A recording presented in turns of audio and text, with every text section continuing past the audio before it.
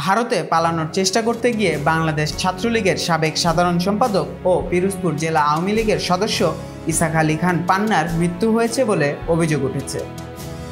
ধারণা করা হচ্ছে মেঘালয়ের শিলং পাহাড়ে প্রবেশের সময় বিএসএফের গুলিতে তার মৃত্যু হয়। প্রত্যক্ষদর্শীদের তথ্য অনুযায়ী পান্না ভারতে পালিয়ে যাচ্ছিলেন, তখন বিএসএফের গুলিতে তার মৃত্যু ঘটে। শুক্রবার মধ্যরাতে শিলং পাহাড়ের কাছে এই ঘটনা ঘটেছে বলে জানা গেছে। সামাজিক যোগাযোগ মাধ্যমে ছড়িয়ে পড়া এক ছবিতে দেখা যায় পান্নার লাশের পাশে রক্তের স্তূপ জমে আছে, তার পায়েও রক্তের দাগ রয়েছে, তবে শরীরে দৃশ্যমান অংশে গুলির কোনো চিহ্ন পাওয়া যায়নি। পান্নার মৃত্যুর খবর নিশ্চিত হওয়া সত্ত্বেও কিভাবে তার মৃত্যু হয়েছে সে বিষয়ে এখনও নিশ্চিত তথ্য পাওয়া যায়নি।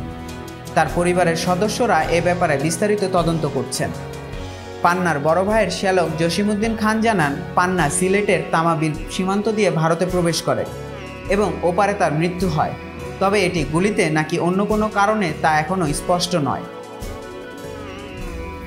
ভারতীয় সীমান্তের একটি থানায় তার লাশ সংরক্ষিত আছে বলে জানা গেছে।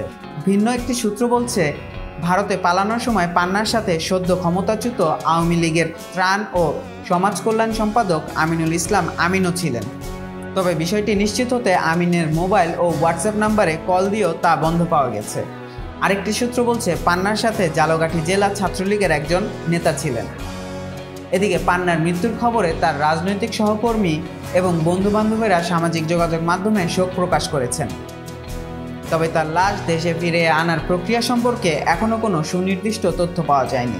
সাবেক পুলিশ মহাপরিদর্শক মোহাম্মদ নুরুল হুদা জানিয়েছেন, বৈধ বা অবৈধ যে কোনো পন্থায় ভারতে গেলে লাশ ফেরত আনার ক্ষেত্রে কোনো সমস্যা নেই। সংশ্লিষ্ট পক্ষ বাংলাদেশ দূতাবাসে জানালে দূতাবাস ব্যবস্থা গ্রহণ করবে। উল্লেখ্য, গত 5ই আগস্ট প্রধানমন্ত্রী শেখ হাসিনার পদত্যাগ ও দেশত্যাগের পরে ইসাক আলী খান পান্না আত্মগোপনে ছিলেন। এর কিছুদিন পর দুর্বৃত্তরা তার পিরোজপুর বাড়িতে হামলা ও অগ্নিসংযোগ করে।